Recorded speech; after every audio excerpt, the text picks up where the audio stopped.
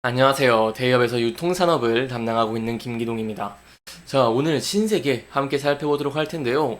2분기 같은 경우에는 면세점의 수익이 악화되고 있다 보니까 2분기에는 조금 실적이 소폭 부진한 모습을 보였습니다. 하지만 그럼에도 불구하고 저희가 3분기에는 좀 좋은 실적을 기대해 볼 수 있는데 여기에 대한 이유 제가 여러분들에게 자세하게 설명해 드리도록 하겠습니다. 또한 마지막으로 차트를 함께 살펴보시면은요, 최근에 지수의 급락과 함께 급락을 하기도 했지만 다시 반등세를 보이면서 이평선 11선을 그리고 21선을 돌파하는 모습을 보이기도 했습니다. 따라서 저희가 이 부근대에서 어떠한 포인트를 지켜볼 수 있고 어떠한 대응 전략을 짜볼 수 있을지 함께 살펴보도록 하겠습니다. 일단 실적 먼저 짚어보고 넘어가도록 할 텐데요. 신세계 같은 경우에는 연결 기준으로 봤을 때 매출액과 영업이익, 순이익이 각각 2조 7,800억 원, 1,100억 원대, 580억 원대를 기록을 하면서 매출은 1.8% 증가를 했지만 영업이익과 순이익은 각각 321억, 206억 감소를 했습니다. 그렇다면 이렇게 매출은 증가했지만 영업이익적인 측면에서 감소한 이유가 어떤 게 있을까요? 일단 백화점 같은 경우에는요, 수익성은 다소 악화가 됐습니다. 하지만 그럼에도 불구하고 분기별 매출 신장세는 지속이 되고 있다고 할 수 있겠고요. 이 또한 기대 가능한 포인트가 하반기에 판촉 효율 집행을 통해서 좀 손익 개선되는 부분들 저희가 기대해 볼 수 있다고 할 수 있겠습니다. 다만 영업 이익에서 가장 큰 영향을 끼친 부분은 바로 면세점입니다. 이 면세점 같은 경우에는요, 실적이 많이 악화가 됐습니다. 여행객 수 같은 경우 코로나 이전 수준으로 회복을 하긴 했지만, 그럼에도 불구하고 이게 임차료랑 리스 회계처리 영향이라고 좀 이렇게 영업이 전년비 감소에 대한 이유를 썼는데, 이 추가적인 내용도 있기 때문에 제가 인터넷 채널을 살펴보고 그 이후에 좀 더 자세하게 설명해 드리도록 하겠습니다. 인터넷 채널 같은 경우에는요, 코스메틱의 사업 부분이 좀 고신장을 하고 있고, 신규 라이선스 런칭을 통해서 성장 동력을 확보를 하고 있다고 할 수 있겠습니다. 그렇다면 이렇게 면세점 부분에서 수익성을 좀 부진했던 이유가 어떤 게 있을까요? 이렇게 면세점 실적이 악화되는 것은요, 바로 외국인 관광객 자체는 큰 폭으로 늘고 있습니다. 하지만 그럼에도 불구하고 과거에는 외국인 관광객이 증가를 하면은 면세점의 매출이 증가하는 것이 일반적이었지만 현재는 이러한 기조가 바뀌고 있다고 할 수 있겠는데요. 여기에 대해선 비단 신세계의 백화점뿐만 아니라 대부분의 면세점, 이 면세점 부분들에서 이런 모습들이 많이 포착이 되고 있습니다. 이 올해 상반기에 국내 면세점을 방문한 외국인은요, 전년 동기 대비 96.4% 증가하면서 442만 명을 기록을 했습니다. 하지만 상반기에 외국인 면세점 매출액은 5조 8천억 원대를 기록하면서 전년 동기에 비해서 11% 증가하는 데 그치더라고 볼 수 있겠는데요. 사실 국내 면세점 매출 같은 경우에는 약 80%를 외국인들이 차지를 하고 있기 때문에 외국인들이 더 많은 돈을 쓰는 것이 신세계의 실적적인 부분에서 이 기대를 좀 해볼 수 있는 포인트인데 이러한 기조가 많이 바뀌고 있다는 것입니다. 일단 이유를 좀 간단하게 설명을 드리면요. 해외 단체 관광객에 대한 비중은 좀 많이 줄었습니다. 뭐 개별 관광객은 많이 늘었지만 단체 관광객은 좀 줄었다라고 볼 수 있겠고요. 또한 최근에 방한 외국인 관광객들이 면세점보다는 올리브영이나 다이소 등 이런 중저가 화장품 위주로 구매를 하는 모습들을 보이고 있기 때문이죠. 그렇기 때문에 현재 저희가 좀 지켜볼 수 있는 포인트가 이 면세점 같은 경우에 좀 보수적으로 접근하는 것이 중요하다고 볼 수 있겠고요. 이런 기조가 변화될 수 있을지 여부가 굉장히 중요하다고 볼 수 있겠습니다. 그래서 여기에 대한 내용은 좀 호재스러운 내용이 나온다거나 한다면 제가 또 여러분들에게 바로바로 전달드리도록 하겠습니다. 그렇다면 자회사적인 측면에서 어떨까요?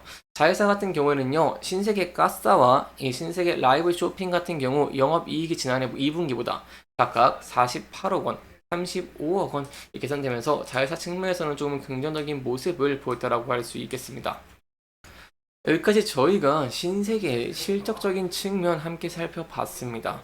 그렇다면 저에게 지금 중요한 부분은 바로 3분기에 좋은 실적을 낼 수 있을지 여부가 굉장히 중요하다고 볼 수 있겠죠.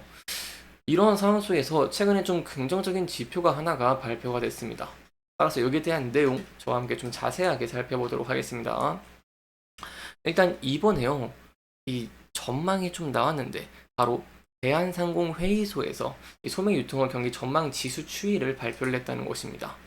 이 조사 결과 전망치가 82로 집계 됐습니다. 이 RBSI는요, 유통업의 경기 판단이랑 전망을 조사를 해서 지수화한 것인데, 이 기업의 체감 경기를 나타낸다라고 이해해 주시면 좋을 것 같습니다.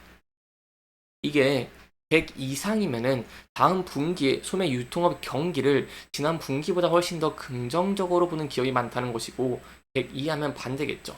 부정적으로 보는 기업이 많다는 것이겠죠.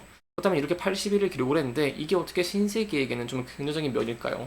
여기에 대해서는 저희가 업체별로 보면은 좀 파악을 하기 쉬우실 것 같습니다. 이 업체별 체감 경기가요, 많이 PB가 엇갈린 모습을 보였습니다. 바로 제가 앞서서 100 이상이면 긍정적으로 보는 이런 기업들이 많다는 것인데, 백화점 같은 경우에는 103을 기록을 하면서 많이 개선된 모습을 보였다는 것이겠죠. 이렇게 백화점 부분에서 103을 기록한 이유는요, 바로 3분기 같은 경우에는 이 추석 대목이 있고, 그리고 이제 중국에서도 연휴가 있죠. 여기에 더해서 이 원화 같은 경우에는 조금 약세를 보이는 경향이 있기 때문에 외국인 관광객이 지속적으로 증가하고 있어서 이러한 면들이 좀 긍정적인 영향을 미치면서 백화점 부분에서 이 경제 전망 지수 이 부분이 좀 상승했다라고 볼 수 있겠습니다. 또한 저희가 작년을 좀 생각해 본다라고 한다면 실제로 백화점 3사는요, 지난 추석 연휴 기간 동안 매출이 지난해에 비해서 40% 내외의 성장률을 보인 것으로 저희가 생각을 해본다라고 한다면 3분기에는 백화점 부분에서 실적적인 부분들이 좀 성장되는 부분들 기대를 해볼 수가 있겠고요. 그 이후에 중요한 포인트는 면세점 부분에서 영업이익 측면에서 개선될 수 있을지 여부가 굉장히 중요하다고 볼 수 있겠습니다. 여기까지 저희가 신세계의 실질적인 측면들 그리고 좀 개선해야 되는 부분들까지 함께 살펴보면서 진행을 했고요. 마지막으로 차트적인 부분까지 살펴보도록 하겠습니다. 네, 차트를 보시면은 이제 미국의 경기 침체 우려가 커지면서 지수가 급락을 했고, 이에 따른 여파로 신세계도 급락을 했습니다. 다만 지수의 회복과 함께 힘을 입으면서 신세계도 좀 반등을 하고 있는 모습을 보여주고 있죠. 근데 이 부분대에서 저희가 좀 중요하게 봐야 되는 포인트가 있습니다. 바로 앞서서 저항을 많이 받았던 이평선들을 돌파를 했다는 것이겠죠. 특히 금일 같은 경우에는 1.49% 상승하는 모습을 보여주면서 21선 상방으로 돌파를 했기 때문에 추가적으로 이 부근대에서 21선의 지지를 받으면서 이러한 반등을 지속할 수 있을지 여부가 굉장히 중요하다고 볼 수 있겠고요. 반등 후에는 앞서서 지지와 저항을 받았던 부근대들에서 지지를 받을 수 있을지 함께 지켜보시는 게 중요할 것 같습니다. 다만 항상 리스크적인 측면도 대비하는 것이 굉장히 중요한데요. 일단 신세계 같은 경우에는 전 저점 부근대를 이탈을 했기 때문에 이 부근대에서 다시 한번 지지를 받고 반등을 할 수 있을지 여기에 대한 내용들도 함께 지켜보시는 게 좋을 것 같습니다. 이렇게 이번 영상에서는요, 저희가 신세계의 실적적인 측면들 그리고 3분기에 기대 가능한 포인트와 좀 지켜볼 전망들까지 함께 살펴보면서 진행을 했고요. 해당 영상은 개인적인 의견이 많이 들어갔기 때문에 투자자분들의 주관적인 생각과 해당 내용을 토대로 현명한 선택을 하시면 좋을 것 같습니다. 이렇게 영상 잘 보셨다면 다음 영상도 시청해 주시길 바라면서 오늘 영상 마무리하도록 하겠습니다. 끝까지 시청해 주셔서 감사합니다.